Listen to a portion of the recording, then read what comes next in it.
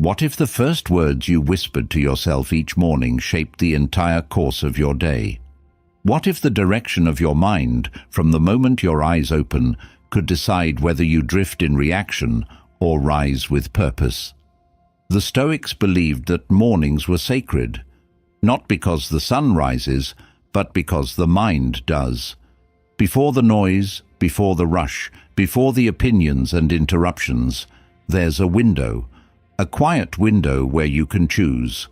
Will I live this day by default or by design?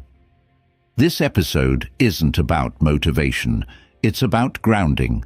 These 12 Stoic affirmations aren't magic spells, they are mental anchors. They don't promise ease, they promise strength. They don't deny suffering, they prepare you for it. Because if you can direct your mind early, you'll meet chaos with clarity. You'll stop waiting for peace and start becoming it. So before you scroll, before you check, before you let the world in, listen closely. Choose one of these truths each morning and say it not to feel good, but to be unshakable. Let's begin. 1. Today, I will not be disturbed by things outside my control.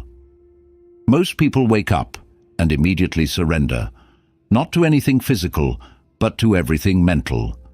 They open their eyes and check their phone, and before their feet even touch the floor, they've allowed headlines, messages, or someone's opinion to hijack their state. And that's where the day is lost, not in the evening chaos, but in the unguarded morning. Because the first choice you make isn't what to wear or what to eat. It's what to think. And if you don't claim that thought, someone or something else will. The Stoics understood this long before smartphones ever existed. Epictetus wrote, "It's not things that upset us, but our judgments about things." That's not just philosophy, it's practical, because the event by itself is neutral. The flat tire, the angry email, the rude stranger, they have no power until you give them permission to enter your peace. Today, you remind yourself, I don't owe the world a reaction. I don't have to internalize noise just because it's loud. I don't have to carry burdens just because someone else drops them at my feet. But here's the challenge. It's easy to say, I won't be disturbed, until you are, until life pushes the exact button you swore you were immune to. That's where the real work begins. This affirmation is not a magical shield that keeps negativity away. It's a reminder to pause, to notice, to breathe, to see the trigger, but not pull it, to hear the insult, but not echo it, to observe the chaos without becoming it. You won't always succeed. Some days you'll snap, you'll get dragged in, you'll raise your voice or clench your jaw or spiral into a thought loop. But even then, even in the moment after failure, you have a second chance. You can return to this truth. Today is not over. I can return to my center. I can be disturbed and still choose peace afterward. Because peace isn't perfection, it's direction. It's not the absence of disturbance. It's the refusal to let disturbance become your identity.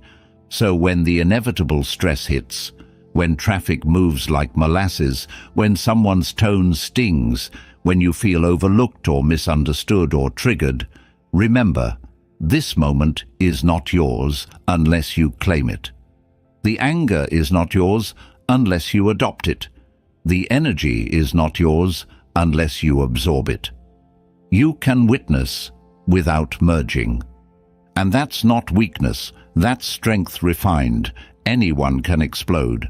The real power lies in restraint, in being so grounded in who you are that no storm can uproot you.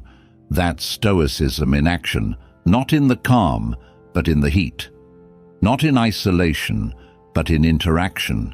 To remain undisturbed, not because the world is quiet, but because you are.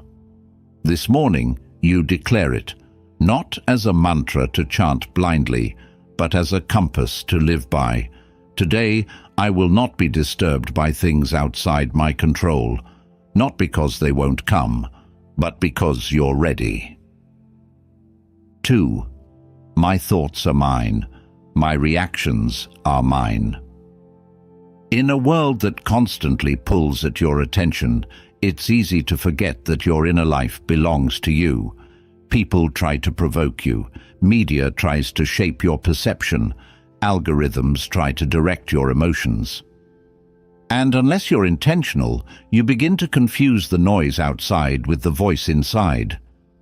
That's why this Stoic affirmation is not just a reminder, it's a reclaiming, a quiet revolution that begins in the most powerful territory, your own mind. Think about it. How often do we blame others for how we feel? We say things like, "He made me angry," or "She ruined my day." But if your state of mind can be taken so easily, was it ever truly yours to begin with? The Stoic believes otherwise. He knows that between stimulus and response there is a space, and in that space he has the power to choose, not react blindly, but respond wisely, not absorb, but assess. That doesn't mean you become emotionless. It means you become sovereign. You're still allowed to feel deeply, but you are not a slave to those feelings. You can notice anger rising without unleashing it. You can recognize sadness without drowning in it. You can hear criticism without letting it pierce your sense of self. Because your thoughts are your responsibility, and your reactions are your reflection. This mindset shift is especially important when things go wrong, when life doesn't cooperate. You may not control the chaos, but you do control the commentary. Will you tell yourself a story of defeat or one of adaptation? Will you spiral into why it's unfair, or will you lean into what you can learn? The Stoic doesn't escape reality. He shapes his meaning from it. And that starts with owning his inner narrative. Imagine going through a whole day with this truth firmly planted in your mind. My thoughts are mine. My reactions are mine. How would you show up differently? Maybe you'd walk away from an argument instead of fueling it. Maybe you'd hear a harsh comment and pause instead of firing back.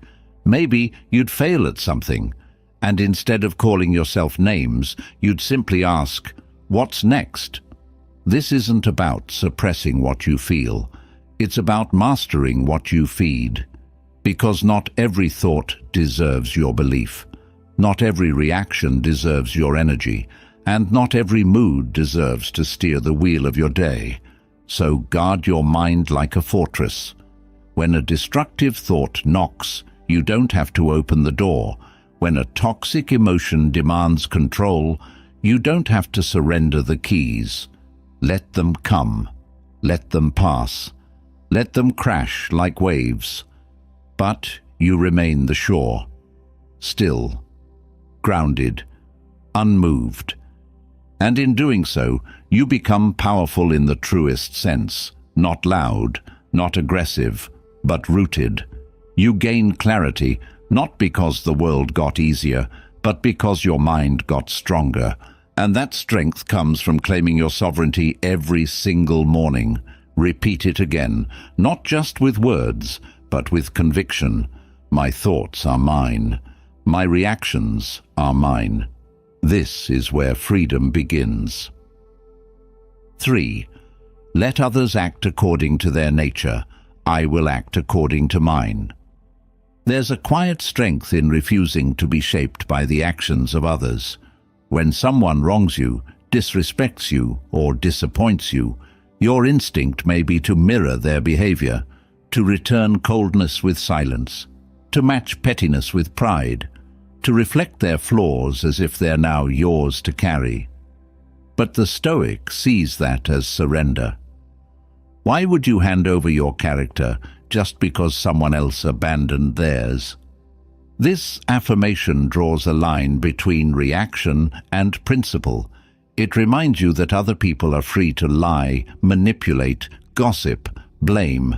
That's their nature, or at least their current level of development. But your response doesn't have to follow the same script. You don't have to compete in pettiness or join the dance of dysfunction. You don't have to sink to their level just because it's easier than standing firm in yours. Think of this like an internal compass.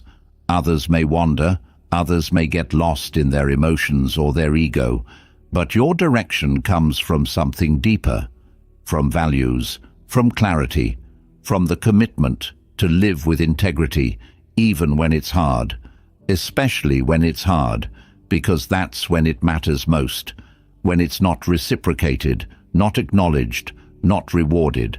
That's when it becomes who you are. This doesn't mean you let people walk all over you. Stoicism isn't weakness, it's wise restraint. You're not letting bad behavior slide. You're refusing to let it stain you.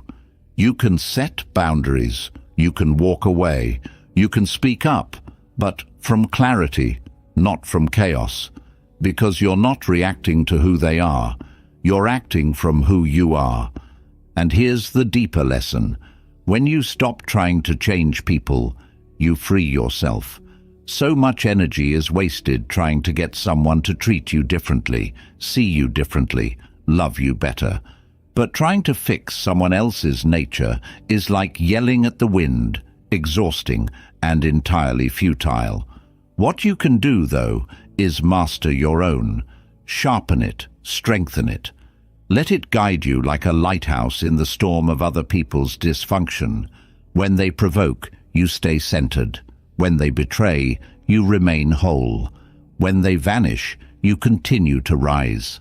Not because you're unaffected, but because you've chosen not to let their behavior decide your identity. That is power. Not loud, not flashy, but unshakable. This is how you make peace your standard. You no longer ask, why are they like this? Instead, you ask, who do I choose to be in the face of this? And that one question reclaims all your strength. It shifts your focus from frustration to discipline, from blame to boundary, from reactivity to responsibility. So when the world feels chaotic, when people around you seem lost in their own dysfunction, remind yourself of this simple, powerful truth. Let others act according to their nature. I will act according to mine. And let that nature be calm. Let it be clear. Let it be carved from something deeper than the need to be liked or the impulse to win. Because the person who cannot be provoked, who chooses principle over pride, becomes untouchable.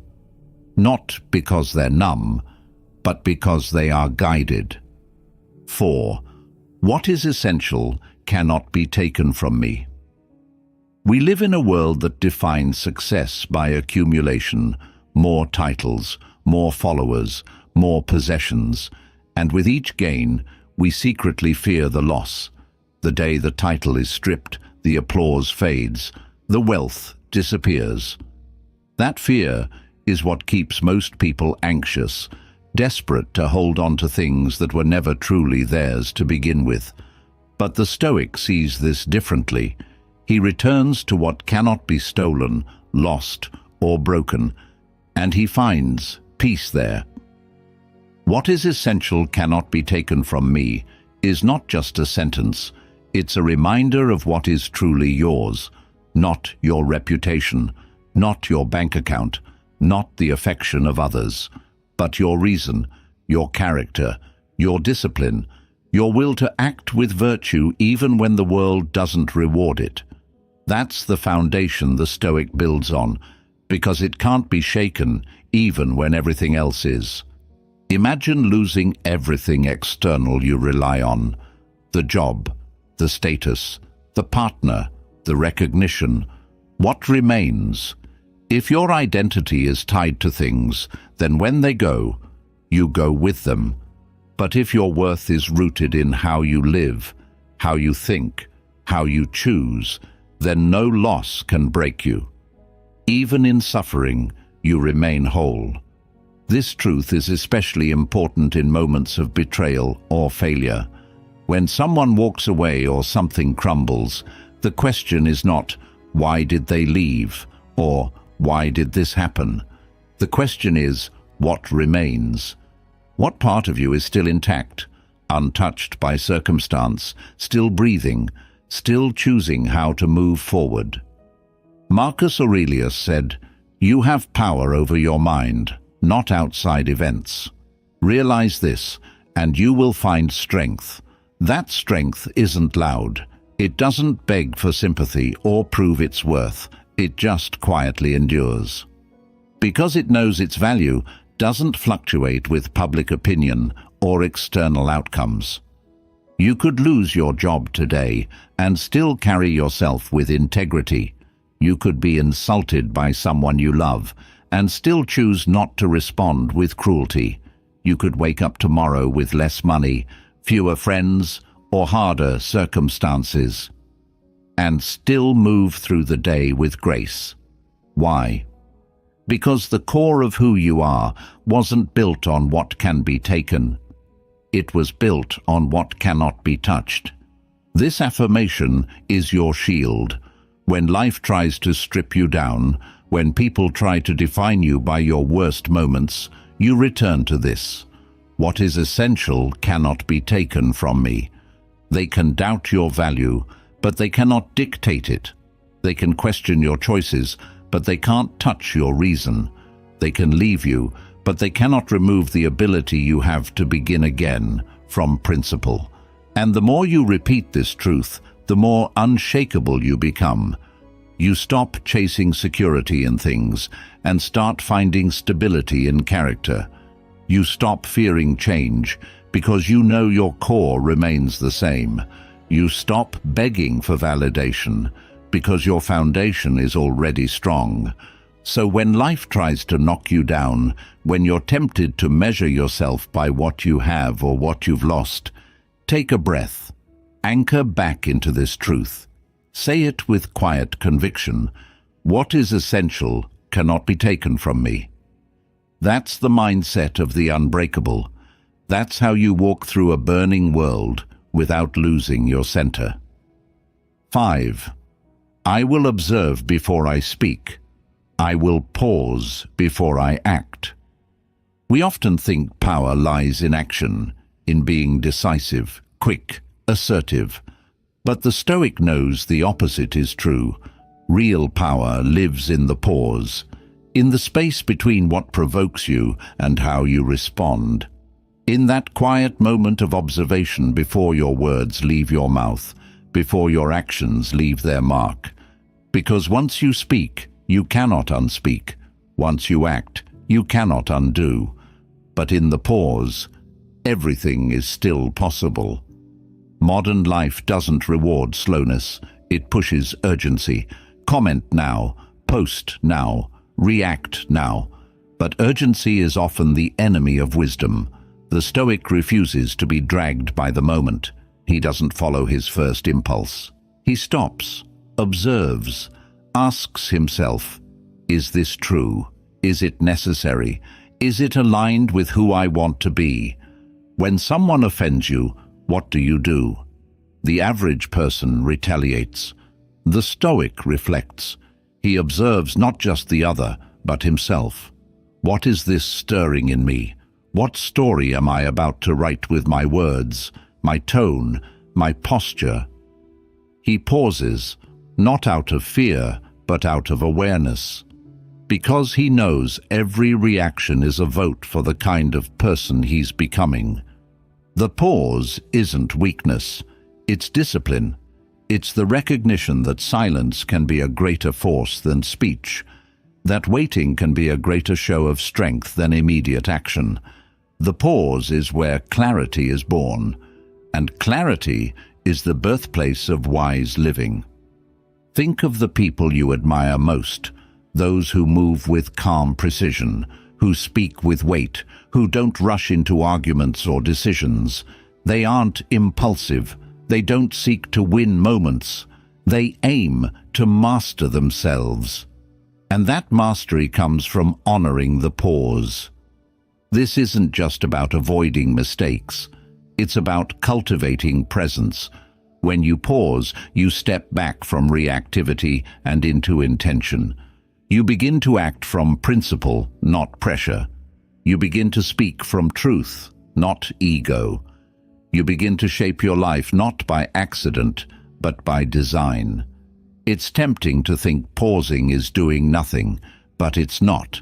It's doing the deepest kind of work, regulating your emotions, observing your thoughts, checking your intentions. In that stillness, you take back your authorship. You write your story rather than being written by the chaos around you. So tomorrow, when tension rises, pause. When someone provokes you, pause. When you feel the urge to snap, defend, explain, pause. And in that pause, ask, what outcome do I want to create? What kind of person do I want to be? What principle do I want to protect? Because when you live from that pause, your words gain weight, your actions gain meaning. You become less chaotic, more intentional, less reactive, more grounded, and that grounding becomes your power. Repeat it each morning, and more importantly, practice it when it's hardest. I will observe before I speak. I will pause before I act. In a world that reacts without thinking, be the one who responds with wisdom. 6. Nothing that happens today will be entirely new. I have seen it before. It's easy to believe that every hardship we face is somehow unique, that today's challenges are more intense, more personal, more complex than anything we've endured before. But the Stoic mind cuts through this illusion. It reminds us, life is a cycle, not a surprise. You have seen betrayal before. You've met disappointment before. You've faced fear before. And yet, here you are, still standing, still breathing, still capable. Marcus Aurelius once said, "What happens to anyone can happen to you. If it's endurable by others, it is endurable by you." This is not a cold truth, it's a liberating one, because it means nothing is as overwhelming as it first appears. You're not entering foreign territory, you're walking a path that others have walked, and that you yourself have walked and survived. Think of how often we panic, not because something is unbearable, but because it feels unfamiliar. That unfamiliarity breeds fear. But when you realize that nothing is truly new, you reclaim your composure. The sting of insult, the weight of loss, the burden of a hard decision.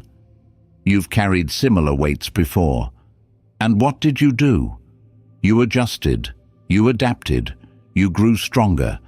The Stoic prepares for this each morning, not by predicting exact events, but by accepting the patterns of life. Someone will be rude, something won't go as planned, a moment will test your patience. When these things happen, the Stoic doesn't ask, "Why me?"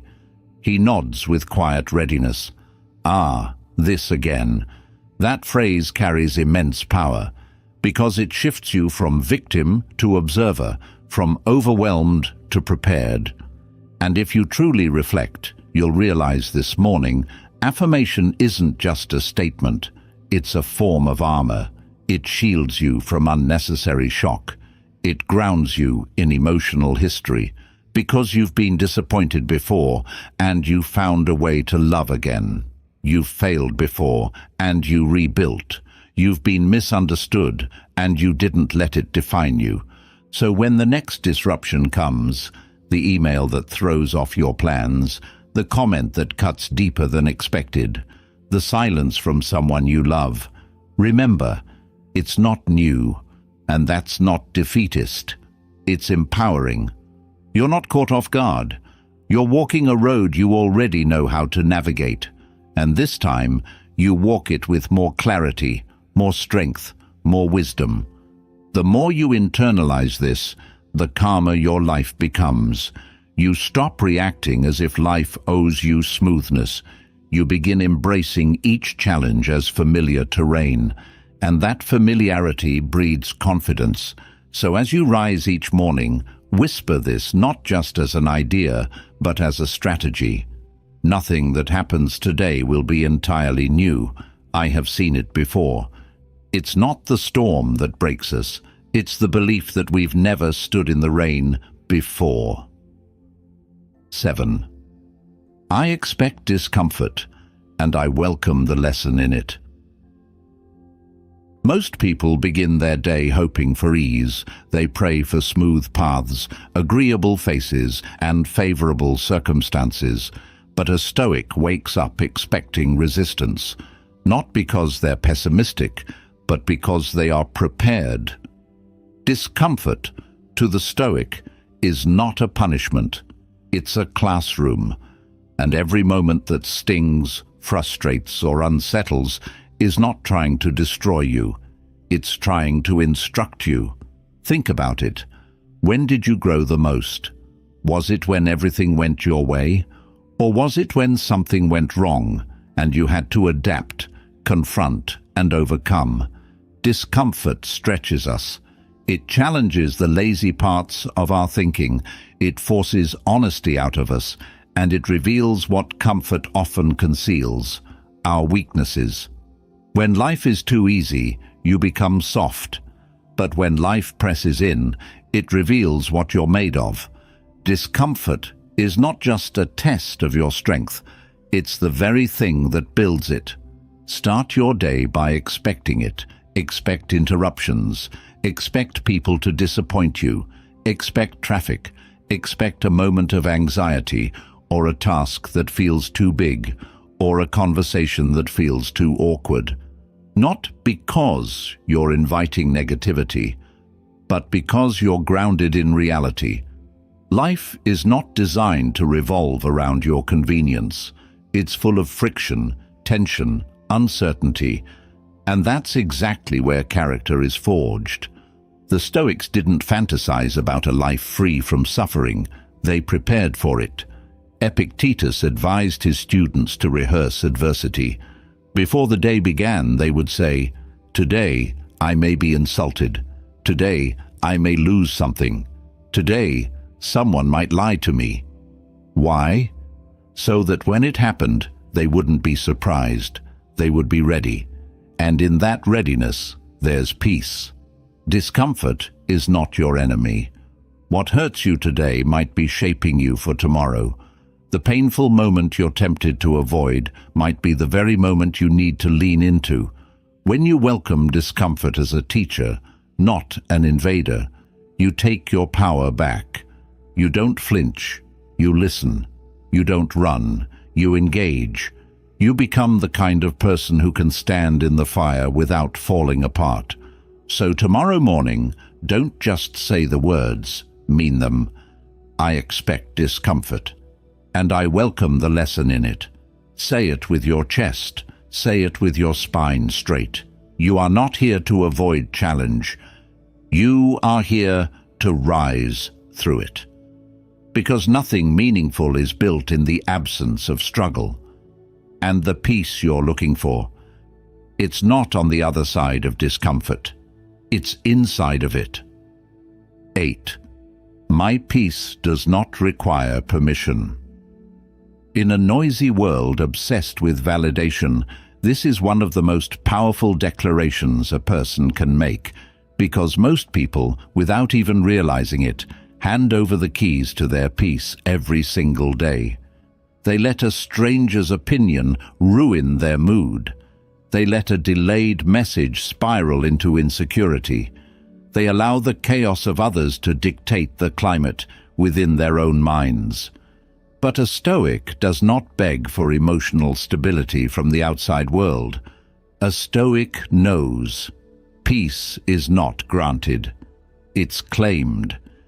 You see, if your sense of calm depends on how others behave, you've already lost. You've made your well-being conditional on circumstances you cannot control.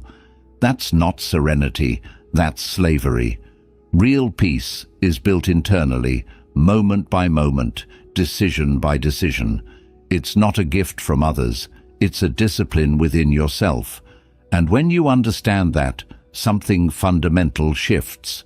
You stop reacting to everything. You stop chasing after people's approval. You stop waiting for life to calm down so you can finally breathe. Instead, you become the calm. Imagine walking into a room full of tension, voices raised, energy high, egos flaring, and not absorbing any of it. Not because you're cold, not because you're indifferent, but because your peace is rooted too deep to be shaken by surface winds. That's not arrogance, that's mastery.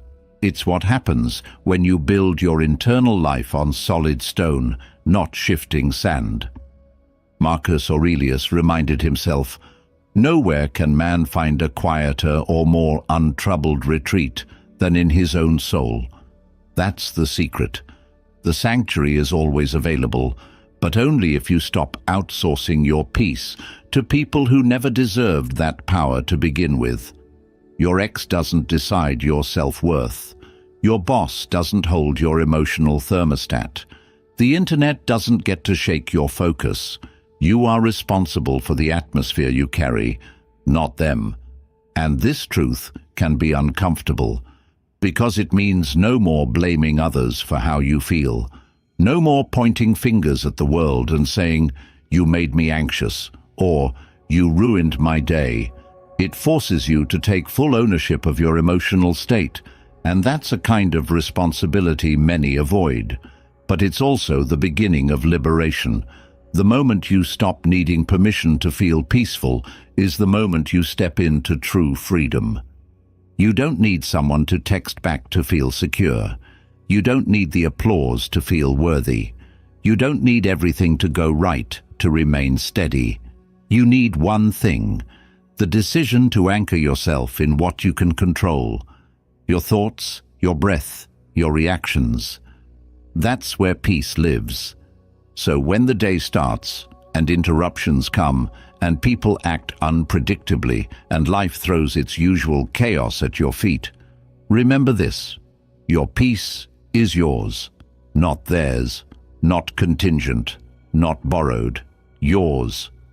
And if you protect it, nurture it, return to it in the small spaces between chaos, you'll find something rare: stillness that doesn't break, calm that doesn't require perfect conditions, presence that doesn't vanish at the first sign of stress. Say it and live it.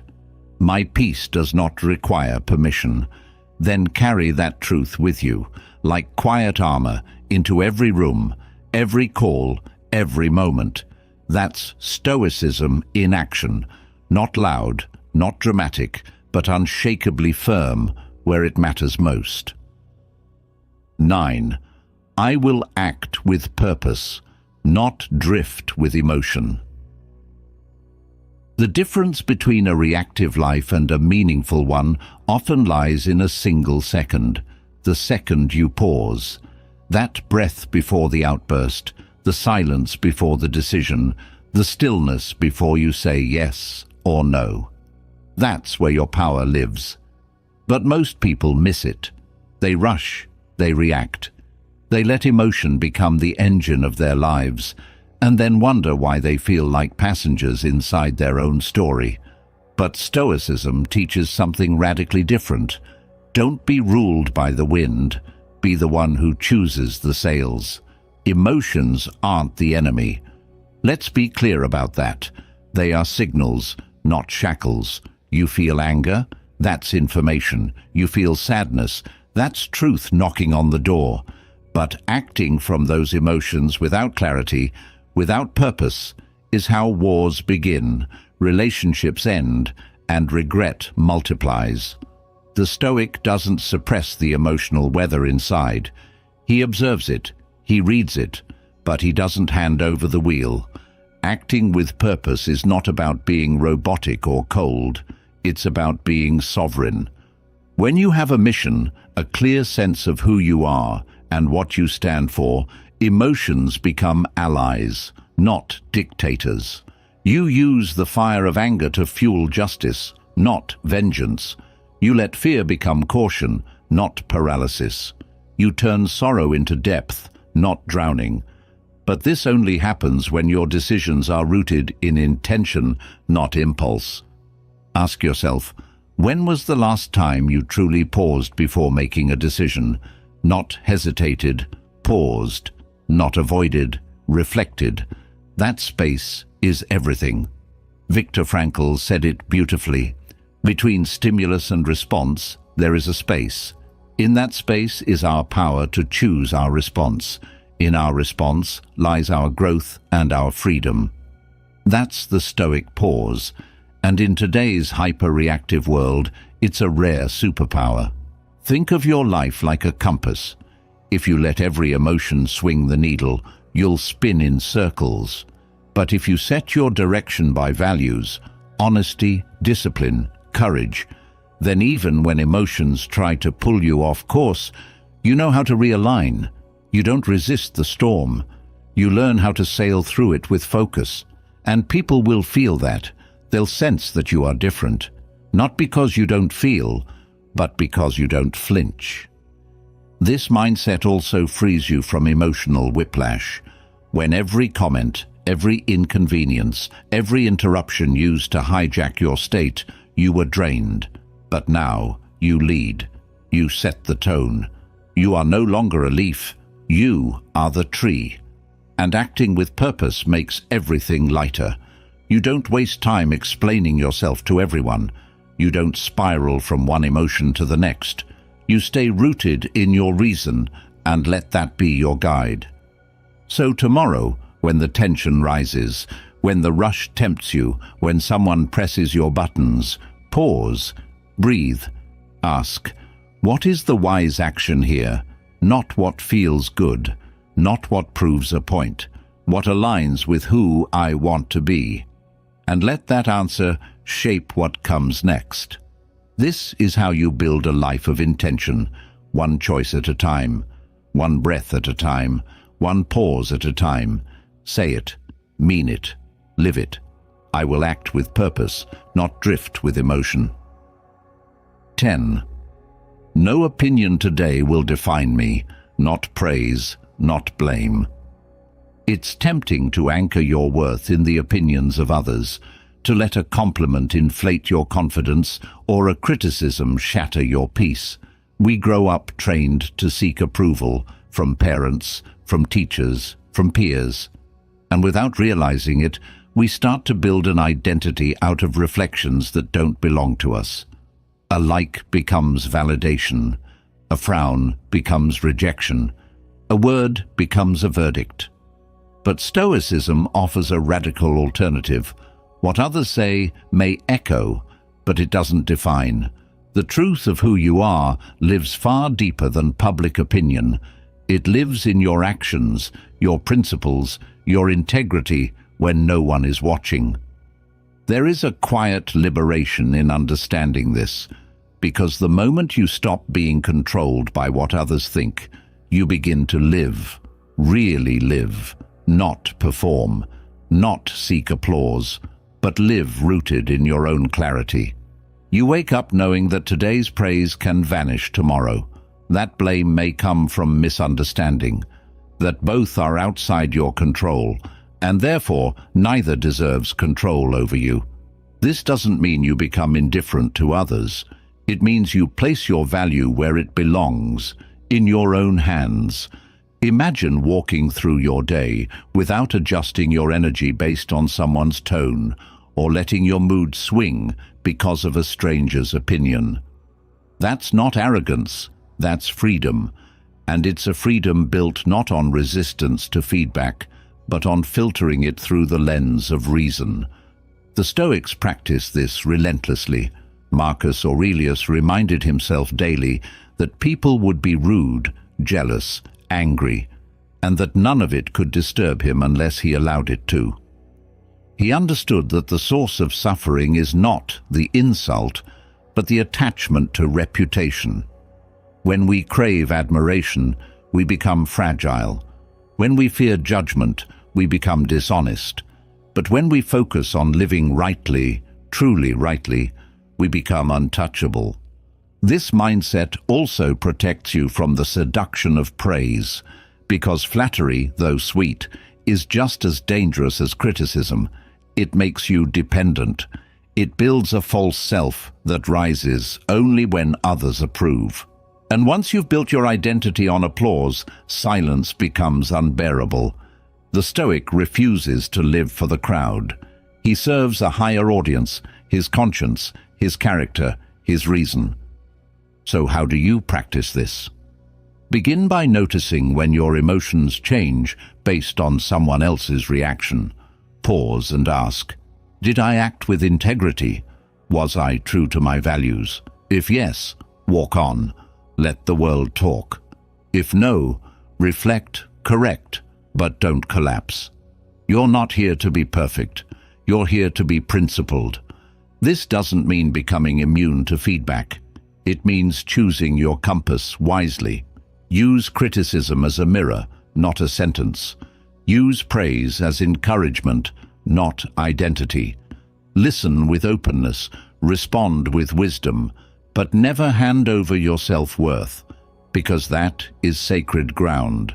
So today, repeat it not as a wish, but as a vow. No opinion today will define me, not praise, not blame.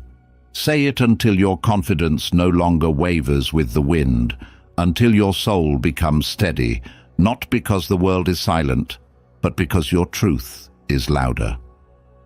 11. I am not entitled to ease. I am here to grow. We often whisper to ourselves, silently, sometimes without even noticing, that life should be easier than this, that we deserve a break, a simpler path, a softer blow. But what if that belief is the root of our suffering? What if it's not the pain that breaks us, but the expectation that we shouldn't be feeling it at all? The Stoics flipped that idea on its head. They didn't see struggle as an interruption to life. They saw it as the very terrain on which life unfolds. And they knew growth never arrives dressed as comfort. It shows up disguised as difficulty. This affirmation, I am not entitled to ease, is not a rejection of rest or peace. It's a refusal to be surprised when life demands more of you than you think you can give. It's a mindset that says, I was not born to be cushioned, but carved. Each challenge, each trial, each uncomfortable stretch of effort is not a punishment. It's a chance, a proving ground, a place where resilience is sculpted, layer by layer, through resistance. When you accept this, something shifts. You stop negotiating with pain. You stop asking, why me? And start asking, what now? You stop resenting the mountain and start becoming the climber. That doesn't mean it stops hurting, but it does mean the hurt no longer controls you, because the person who expects the path to be hard is never surprised when it is, only prepared. This doesn't glorify suffering. It redeems it. Because what breaks many people is not the weight of the burden, but the shock that they had to carry it in the first place. The Stoic carries it with quiet strength, not because he enjoys it, but because he understands it. He sees every strain as an invitation to become more than he was before.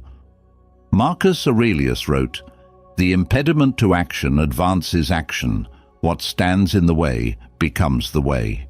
That line isn't poetic comfort, it's brutal clarity, and it's the foundation of this mindset. You are here to grow, which means you are here to be stretched, challenged, even broken, not permanently, but precisely enough to rebuild stronger. You may not control what happens today, but you control how you meet it. So meet it with readiness, with dignity, with the knowledge that you are not owed ease, and that's what makes your calm so powerful. It's chosen, not given. Say it again. I am not entitled to ease. I am here to grow. And feel the weight of that statement settle into your bones, not as a burden, but as a kind of sacred responsibility, the kind that turns ordinary days into training, the kind that transforms difficulty into depth. You are not fragile. You are not meant to be spared. You are meant to be sharpened. Let that truth carry you through the next hard moment, not as a victim, but as a student of adversity, learning the language of strength. 12. Whatever happens, I will handle it, calmly, wisely, completely. There's a moment in every day, sometimes small, sometimes heavy, when life throws something at you that you didn't expect. A sharp word, a setback, a silence that feels too loud, and in that moment, you're tempted to tense, to react, to let the panic in. But this final affirmation is not just a sentence, it's a shield. It reminds you of your deepest capacity, not to control the world, but to meet it with the full strength of your presence. Whatever happens. This is not said with arrogance, but with clarity. It doesn't promise that everything will be pleasant, easy, or fair. It simply declares that you are prepared, that your mind is not a leaf in the wind, that you are not defined by what happens, but by how you rise to meet it. And this mindset isn't built overnight. It's carved slowly, by choosing presence over panic, clarity over chaos, composure over collapse. I will handle it. That doesn't mean you have every solution. It doesn't mean you won't feel overwhelmed. It means you'll respond, not flinch. You'll think, not flee. And even when it's hard, even when you stumble, you'll come back to your center. Because that's what handling it really means. Not perfection, but poise. Not control, but courage. Calmly. Calmness doesn't mean numbness. It means groundedness. It means not letting your emotions hijack your judgment. It means slowing down enough to choose your response, instead of being pulled into someone else's storm. The Stoics practiced this relentlessly, not as a performance, but as a discipline, because in the quiet mind, wisdom speaks more clearly.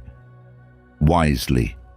Wisdom is not knowing everything, it's knowing what matters. It's seeing past the surface reaction to the deeper truth. It's the ability to step back and ask, what does this situation really need from me? Strength, patience, action, silence? Wisdom means knowing that not everything needs fixing. Some things just need understanding. Completely. To handle something completely is to bring your full self to it. Not halfway, not distracted. It means facing the moment with your whole presence, owning your role, your response, your responsibility, even if it's unfair. Because when you do that, the outcome matters less. What matters is that you met life with your integrity intact. This affirmation is not just something you repeat in peace, it's something you test in pressure, and the more you practice it, the more it becomes a part of you, until one day someone will look at you and wonder how you stayed so calm, so clear, while the world around you trembled, and you'll know it wasn't magic, it was mindset. So tomorrow morning, or whenever the world shakes a little too hard, come back to this truth. Whatever happens, I will handle it, calmly, wisely, completely, not because life gets easier, but because you got stronger. Each morning, life gives you a silent offer, not a guarantee of ease, but an invitation to rise. Before the world knocks, before demands pile up, before you become everyone else's version of who you should be. You have a brief, sacred moment to choose who you are. That moment doesn't require noise, it doesn't need motivation, it just asks for alignment. a quiet return to what you truly value. These 12 affirmations weren't written to impress you. They exist to anchor you, to remind you that even in a chaotic world, you can remain calm. Even in uncertain times, you can choose clarity. And even in moments of pain, doubt, or silence, you are never powerless. You are always in charge of how you show up. The Stoic doesn't chase a perfect day. He builds a resilient mind. And that begins with the first words he speaks to himself. So tomorrow, don't just wake up, awaken. Don't just begin the day. Begin it with depth.